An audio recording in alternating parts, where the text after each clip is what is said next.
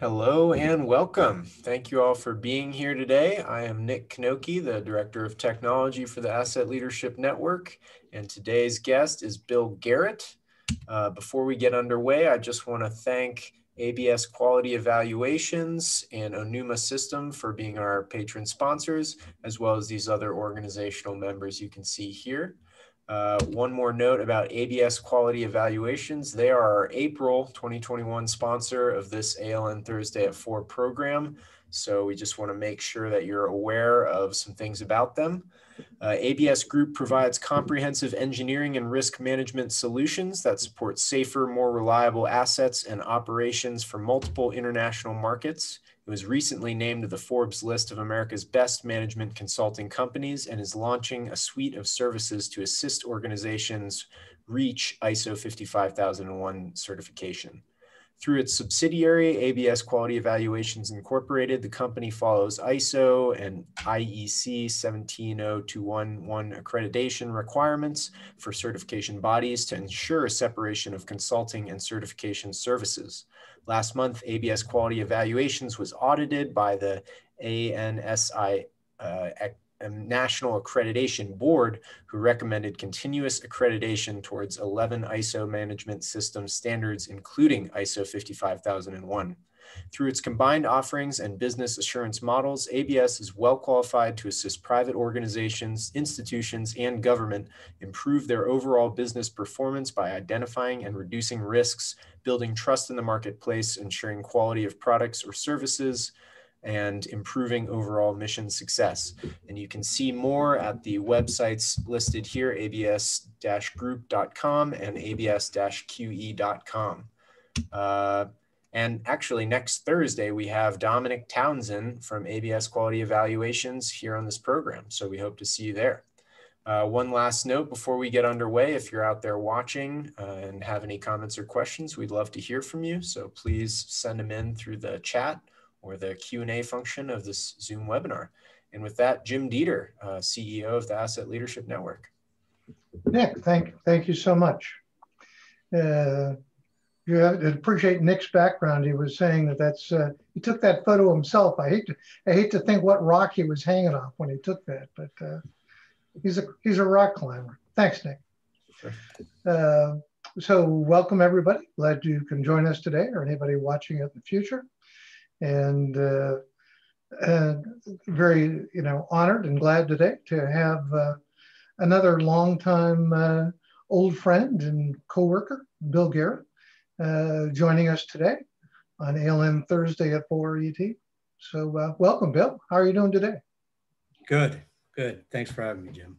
Yeah, it's good to be here. So usually we start off with an origin story.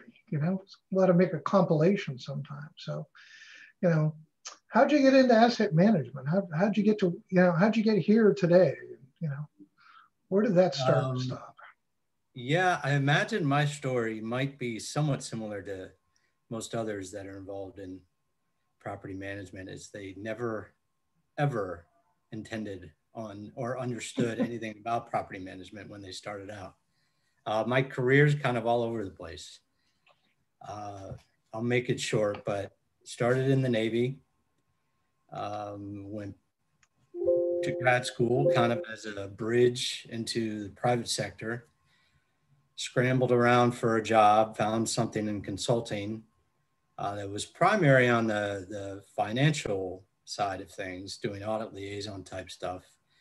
And that was really my first kind of a window into property management as part of the audits. Property management, property records were part of those audits. So I did that for a while, and then, as you know, Jim, jumped over to property system software company, Sunflower. Did that for a few years, and then joined the federal government, first with Commerce. I was in charge of their property office, personal property office and headquarters, and then was over in Homeland Security for about a decade, doing similar things. And now joined GSA. It's hard to believe, but it's been over a year now, in their personal property policy office. So how did I get here? Yeah, it's kind of, I still wonder that today. But I acknowledge that I actually find it very interesting. So anyway, that's my story. Well, that's good.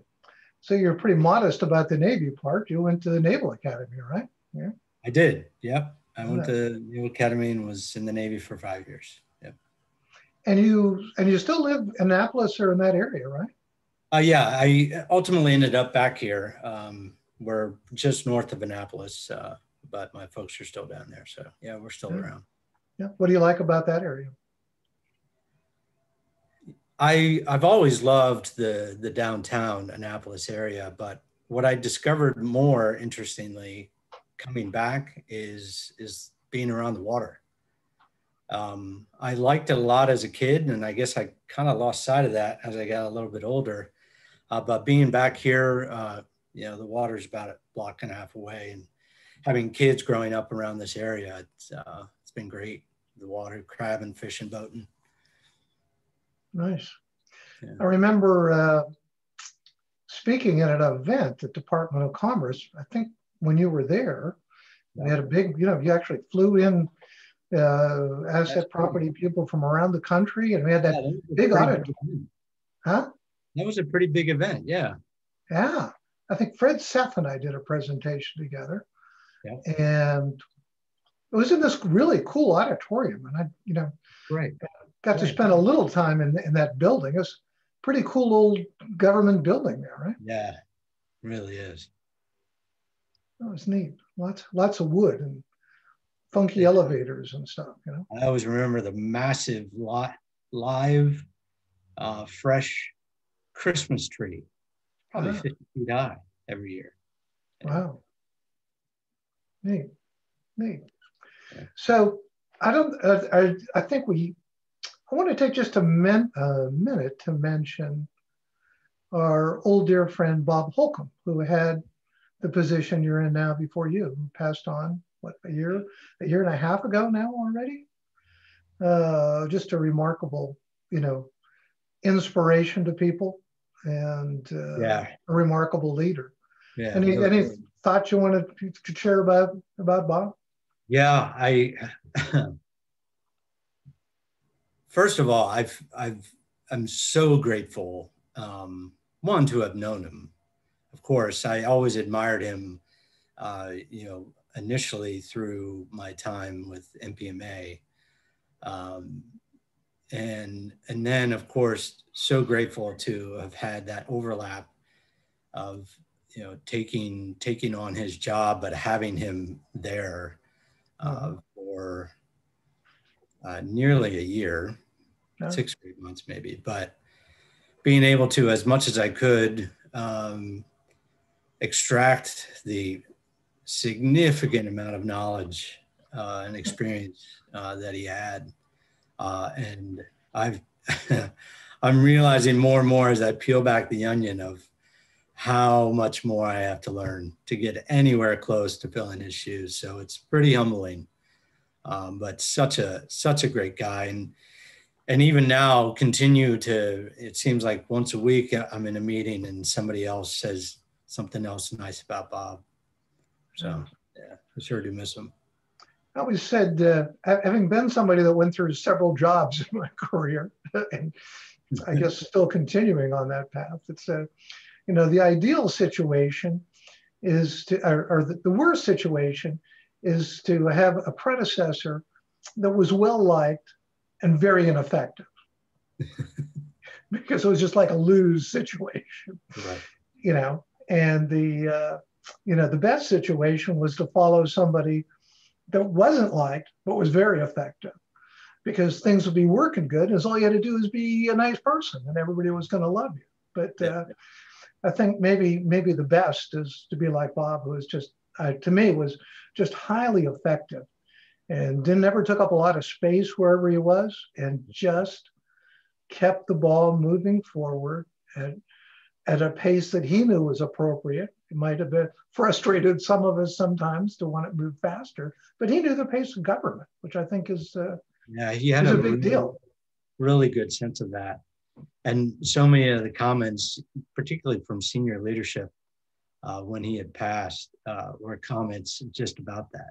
They had that keen sense, but also about creating this sense of calm when everybody else seemed to be, flipping out. Even the senior leaders, he would just, as Bob did, just talked in his very soothing baritone voice, and everyone would just kind of calm down a little bit. Yeah, nice, nice. Well, so when you came, we could tell lots of stories about Sunflower, but perhaps that's not appropriate. But let's say when you got to GSA, having worked at, a lot of experience at federal agencies where we were dealing with the, Office of Government-Wide Policy. Yeah. Was there something that stand out that surprised you about being in the policy office? Yeah. It surprised me how little I knew about it. I know that sounds arrogant, but I thought, having been around, this industry, particularly with government, and knowing Bob and knowing what he did generally, I thought I had a good idea of what this job was all about. Like I said, I'm still learning a lot. Probably what's surprised me the most is taken a lot to learn, is about that pace you were just talking about, Jim. Mm-hmm. Is having the patience and understanding that this is how it's supposed to work. I actually just finished up just about 30 minutes ago a 4-day training on congressional operations. Oh, wow. It was actually pretty fascinating, and really good speakers from all different aspects of government. And one of the things that seemed to be reflected in what so many of them had to say was, this is how it's supposed to work. That, what we see in the media and all this insanity, or what a lot of us see as insanity or gridlock or whatever you want to call it, it's really kind of the way it's designed. And in my little tiny part of the world, with, trying to get regulations passed or updated, it takes years and years, and even ones that are not controversial and simply updating, but it takes a lot of time. It sits on so many different desks who have many different perspectives. And initially, and I'm still struggling with it, is I get very impatient. I'm like, this just makes sense. Let's just do it. But clearly that's not how it works. And I'm gradually starting to understand that there are reasons why this is a very slow, methodical, deliberate process, is because you want to get it right. This affects so many organizations and taxpayer dollars, likely for decades. So it's critical to get it right. So I'm starting to step back a little bit and appreciate that for what it's worth. Yeah. I know under the previous administration, Bob and you and people had been involved in,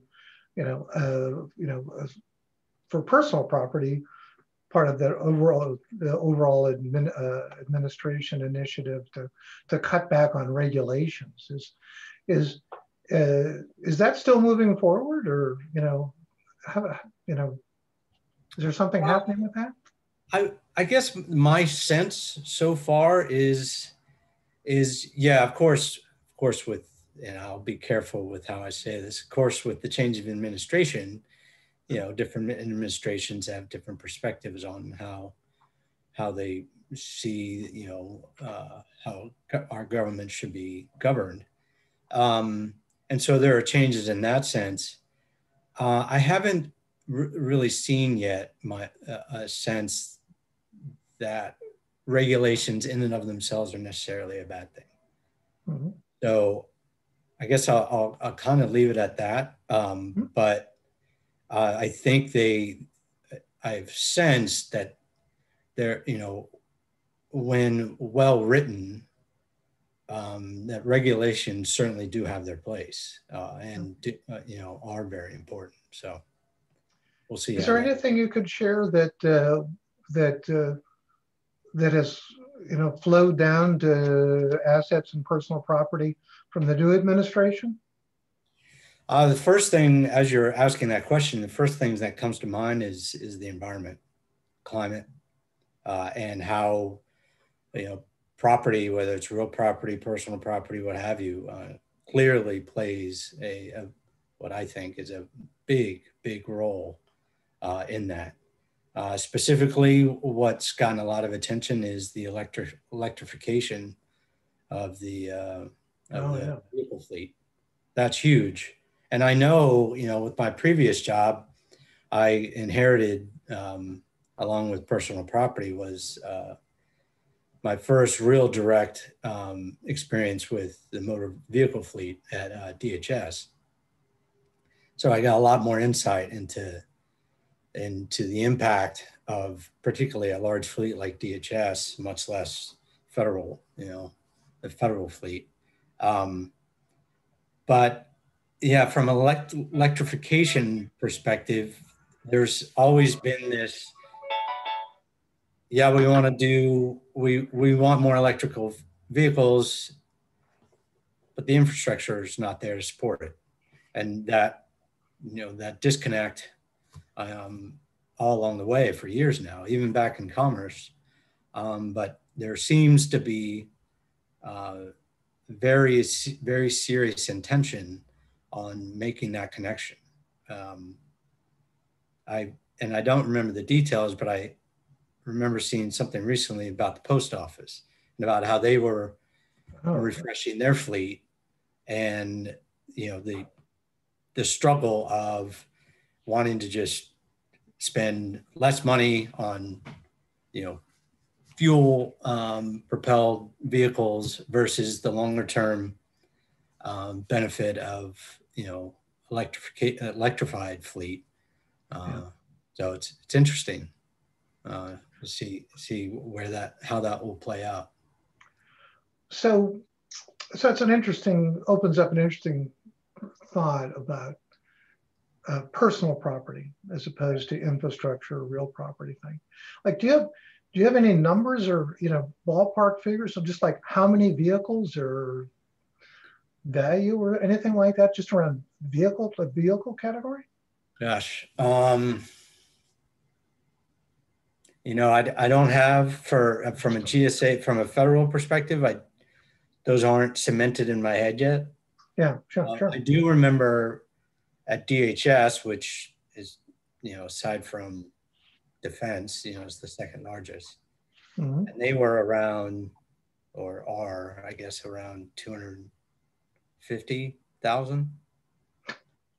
And I remember one of the additional hats I was given right as I started there that I was not anticipating was the home to work transportation program and rewriting that policy. And that's a very sensitive topic, as you can imagine. But how quickly, doing the calculations of the number of vehicles, and if you've got a certain percentage of those vehicles going home and back to work, and then you start pulling all those numbers together on an annual basis, holy, my goodness, tremendous amount of resources. So there's a note in the chat that says roughly 657,000 vehicles that cost around $4 billion. Wow. Yeah. So that sounds right? With DHS, being around 250. Yeah. Yeah, it's tremendous. And so it's kind of like, I've so overused this phrase of yours, Jim. I've stolen it. It might as well be mine now. Well, you can have whatever it is. How you've talked in the past about, if you just take the the line item in any large organization of the number of assets, the value of the assets.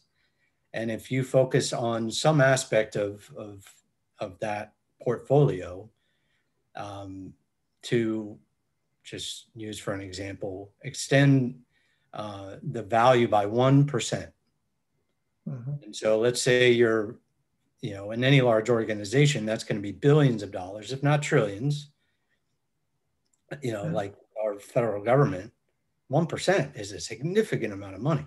And that's just 1%. Yeah. And there's all sorts of different things you can think about, is extending the useful life of your IT asset portfolio. Any number of things. I'm not sure where I was going with all that, but I think where I kind of coming into asset management, and my awareness of different asset types is much bigger than it gets bigger every day. Yeah. But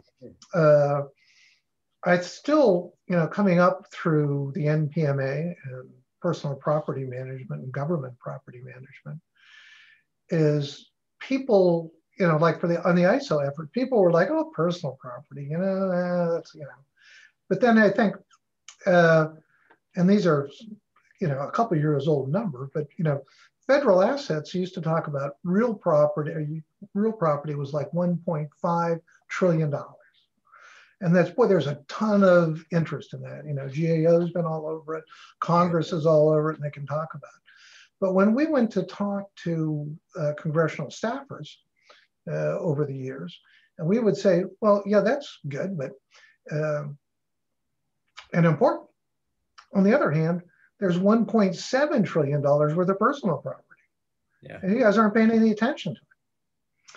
And then, in the realization, moment. So let's say a piece of personal property averages 5 years. You can call it 10 years. Let's call it 10 years. It doesn't last that long, but let's call it 10 years. And let's say personal property or real property is 30 years, but it's actually probably 50 years or longer. And then you say, so if it's more like today, that means over any long period of time, over 30 years, you're turning over the personal property 3 times, actually probably like 6 times or more. Right. So the amount of assets involved in the dollar value is way much bigger than that.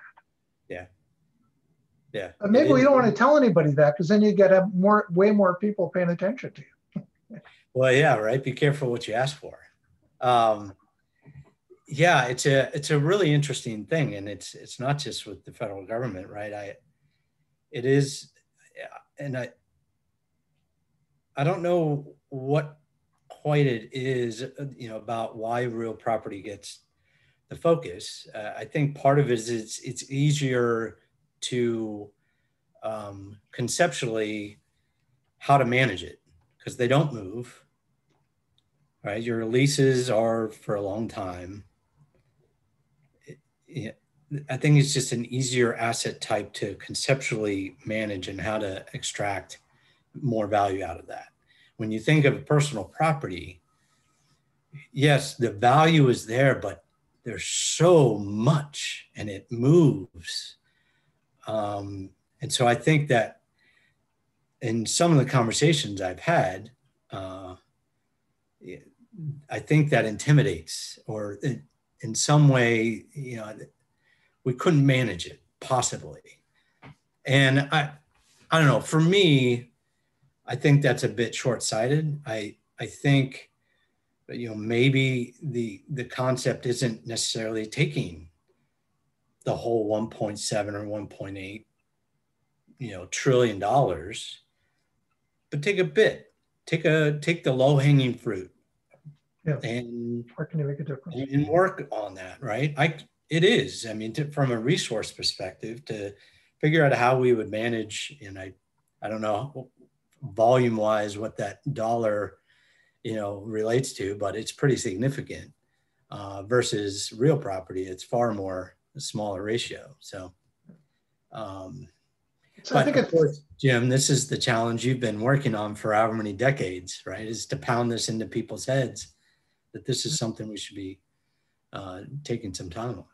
yeah, people, money, and stuff. We're just now sorting out how to manage it. Another thing that I found interesting is when I got involved in the ISO effort, and I told people that for government property, that whether in federal agencies or government contractors, we were tracking assets, from a life cycle perspective with 98 or 99% plus accuracy. And everybody told me I was crazy. It's not possible. Nobody in the world is doing that. And you're on drugs. Yeah. But we are, right? We are. I mean, hopefully I can say this, but I know back in my DHS time, large organizations with, think Border Patrol, Yeah. of millions upon millions of assets worth a significant amount of money, 99.89% was not an unusual number for me to see year over year. And think about these organizations, particularly in DHS. You're not just in the United States, you're all over the world. And some of them were doing it twice a year. And occasionally, people would let me get on my soapbox. And I would say, I was like, just like you've said, Jim, is we've already kind of cracked that nut. We know where our things are, by and large. Yeah. And if we're not doing a good job at that, there are really, really good tools to quickly resolve that issue. Yeah. It's like I've said before when I'm on my soapbox, is getting beyond that that's great, but are we extracting sufficient, I'll use that word, value out of these assets? Are we thinking beyond just knowing where they're at? Can we extend the useful life of this iPhone that, I'm given every 18 months? Maybe not. I'm not the expert in that, but let's ask those questions, that kind of thing. So, and we're starting to run out of time already, but perhaps we'll do a little overtime today if you have a few extra minutes. But I wanted to ask you about standards, and I know that there was a memo that came out from your office, several years ago, about using ASTM standards. Yep. Can you talk about the ASTM standards or the ISO standards and how that might factor into your thinking now we're going forward? Yeah, it's. I was thinking a lot of that actually, thinking about this talk, and I'm always kind of going around and around in my head and trying to get in discussions with others about where standards fit and in relation to regulations, right? As you know, there's this big gaping hole, for better or for worse, between acquisition and disposal in the government. And the current answer right now is it's up to the agencies, and we encourage the use of standards. But where do we go from here? Agencies are often asking for additional guidance. But it actually quickly gets back to what we were just talking about between real property and personal property is be careful what you ask for. Should the government have the authority over that in-use portion of asset management? Maybe not. But I don't think it's an all or nothing answer. That's kind of where I'm at. Is really being thoughtful and really working hard at getting all the right stakeholders at the table, and not just in government, right? Is thinking about these folks that write standards and getting their thoughts on where regulation really could help and where perhaps it wouldn't. That's one of the things, going back to your, I think your first question, or one of your first questions, is is, the things I've learned in this job, the short time I've been here, is realizing that regulation really is, at least it should be, there to help, to do good things, on working really hard at crafting that in a way that it in fact does that. Yeah, sure, we've got to do compliance, and if someone has to beat someone over the head for not doing it, okay, fine. But generally finding that mark wherever it is, and where it makes sense to apply that over such a large organization as the federal government, but also realizing, and I'm starting to realize this, is the impact that has, the trickle effect beyond the federal government, and how that impacts the private sector, and so on and so forth. And it can be done in a really positive way. So I don't know if that answers your question, but. Oh, that's a great answer. That's good. Yeah. So Nick, we're running over, huh? Yeah, you guys are running over. I'm a jabbermouth. I'm sorry. And that's fine with me. I'll pass it right back so you can keep on jabbering. I just wanted to take a moment to, again, thank our sponsors, especially ABS Quality Evaluations and Onuma System for their patron level support. And thanks to all the other organizational members. We wouldn't be able to do this without their support. And again, next Thursday, Dominic Townsend with ABS Quality Evaluations. It would be great if some of you would come see that as well. And I think that's it for now. So back to you, Bill and Jim, if you guys have some time for an overtime. Yeah. Got a few more minutes then, Bill? Yeah, sure. So there was, I saw, and there's a lot of words being written in the chat. I don't know if I can keep up with all of that, but maybe Mike or someone can help us out with it. But I did see a question about equity. And we have a team that Mike Bordenaro helped set up. And we have a lot of really interesting people involved in it to think about equity and asset management. Is that something that comes into play in your job? And is there anything, have any thoughts you can share about that? So tell me more. While my mind is so we all think about, a first step is to think about equity in our own organizations, right. In just the myriad ways that can be reflected, diversity of all sorts. I think we think about equity, we tend to think about infrastructure as pretty easy. Where are you building that sanitary landfill, or where are you putting that pipeline or that compressor station, or whose water supply are you messing with? It's maybe a little harder to imagine and to contemplate, and I'm just doing it now as I'm thinking, which is my typical way. But about personal property, maybe it's just built in enough to the government that it's not, that where the assets go is up to the agencies, and the agencies are making those kind of decisions. It's actually a really interesting question. I would probably have more to say, but I'm not an expert in it on the real property side, because I've seen some things recently precisely about that, about where buildings are and where people go and what city that should be in and not in the city, and all those kind of things.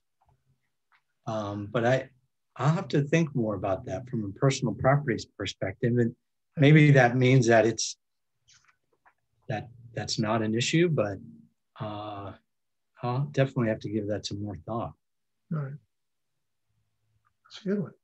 I'll also give it some more thought too. Maybe our equity board can think about it too, and help us in how to think about it. I know I've done a lot of reading in this area, over the last year, like many people have. Mm-hmm. So GSA and property management, asset management. So I know that there's, the policy side and the operations side, and that, on the real property, there's that operation side, and a policy side. But there really isn't an operation side on the asset management. It's just up to the agencies, right? On personal property? Yeah, so you're talking basically how they manage their assets while they're in Yeah. their, yeah. By and large, I mean, certain asset types, like aviation assets and vehicle fleet, there's additional regulations on certain aspects of how they manage, those respective fleets. But yeah, by and large, it's up to the agencies. Of course, they reach out to us all the time to get, advisement, on whether that certain things are a good idea or a bad idea. Or we also serve as a conduit to the rest of the federal government to share best practices, lessons learned on what's working. To the extent that we can, we try to post valuable information to our website. But yeah, beyond that, we fundamentally just don't have the authority to provide prescribed, regulation or even guidance on that. Well, but you're right, the policy and the regulations, and everybody does exactly what you say, right? That's right. That's right, all the time. What I say goes. No Yeah, problem. no, I know that from being a father. That's not how it works. There was a question in the Q&A from Alex Sparenblit. Any comments on attention to disposition of excess assets? So what did he say specifically? What about excess assets, or just the disposing, I guess, is what he was saying. Ultimately, our regulations do address the disposition of excess assets. I don't know if there's anything more specific. What was his name? Aaron, I think you said? Alex Sparenblit. Yeah, I don't know if there's additional. I'll allow him to talk if he wants to. Hi, Bill. It's Alex Sparenblit. Hey, Alex. All right, thank you. It's really just what I found in a lot of agencies is there seems to, even though there are avenues like GSA excess and lots of avenues to get rid of excess, there are a lot of pack rats in the government. And sometimes they don't have the funding to pay for the process of getting rid of excess, but the excess builds up and consumes lots of space that could be otherwise better used. Right. I'm just asking if you have any comments about the balance between disposing of excess and the gains that could bring relative to the cost of getting rid of the excess.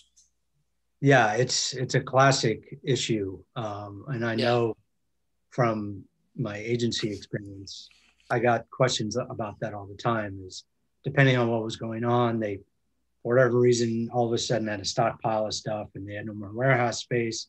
And they didn't have the money to pay somebody else to put it somewhere. And yet, they were stuck to screening those assets. And we would work with them to help them out and that sort of thing. But from a higher level perspective, it is a very fine balance, right? Because, we certainly don't want warehouses full all around the country of assets just because we might be able to use them at some point in the future. That's certainly not the point.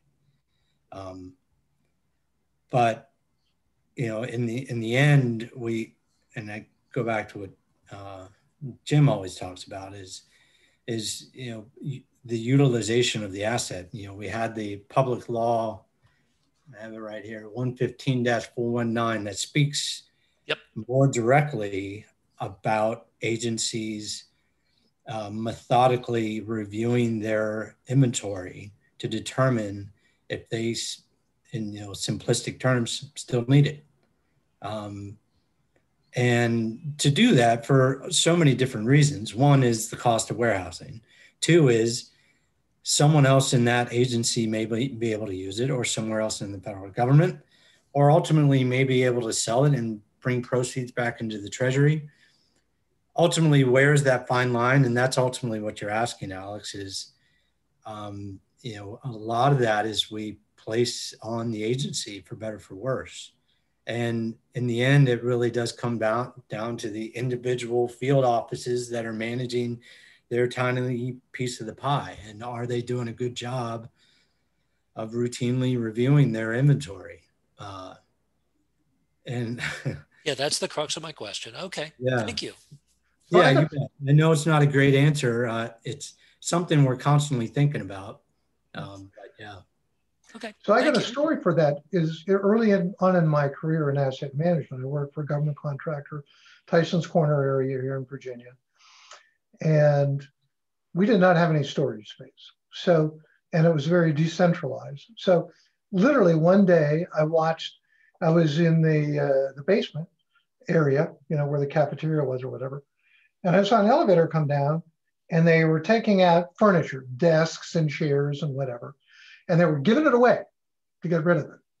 At the same time, a shipment of a new desk and furniture came in and got in the elevator to go up to another office. Right. And I'm like, well, that is just so stupid. I can't believe it. Yeah. So then I had an opportunity to go visit another contractor. It was a competitor. And I was meeting someone and I met him at their warehouse. She ran the warehouse. And they had a big warehouse full of desks and chairs. And I said, well, that's even more stupid than the whole elevator thing. It's like, really? I mean, you're paying rental space for desks? It's like, so hard question. Yeah. So what about DOD? You don't have anything to do with DOD, right? Do you coordinate with them or they just do their own stuff, right? We do have coordination. There's a number of different committees where we're talking about ways that we can help each other. So I think the more of that, the better. To have such significant organizations. Having been in the Navy, I know they're not perfect, but they certainly know how to write good policy. It's very tight. And so there's a lot to be learned from that. So we do have, I think, good communication with them. On the subject of policy, Art Curlin says that personal property can be managed. It takes leadership to make it happen. How can policy encourage leadership to further improve personal property asset management? Yeah, that's exactly the challenge. It's a really good point. And that's kind of what I was speaking to, which is I'm realizing is a significant responsibility of this office is figuring out where regulation can play that role or where it's not doing it well enough. And, exactly that is how do we help enable these agencies to do their job effectively? It's a never-ending, not a battle, it's a never-ending consideration of the regulations that we're responsible for. So, but it's a great point. Continuous improvement, right? Right, exactly. Well, we don't want to take too much of your time, but I've come to have another question that's always a good last question, which is, so is there any question that you thought I'd ask you, but I didn't? Oh, wow. Let's see. I thought you were going to be a little bit more pointed on what's going on in the depths of GSA and the government and what's my perspective on that and trying to make me say things that I'm not really allowed to. Yeah, well, I think Bob Holcomb schooled me on that. It's like yeah. I'm sure you have that answer down. It's like I work for the government, man. That's all. Well, Bill, I'd like to thank you really a lot. I thought it was a really interesting discussion to me. I hope others found it really interesting as well. And it will be available, as Nick said earlier. It will be available both in video and in podcast format, and usually in a day or so it's on our website. So I don't think we have to cut anything out. You didn't say anything, maybe I have. I don't know. Yeah, right. No, I really appreciate it, Jim. It's always a pleasure to talk to you, and certainly an honor asking me to join here today. So thank you very much, and certainly a pleasure to meet you, Nick. Hope everyone has a great day. All right. Thanks a lot, everybody. Thanks, Nick. Take care.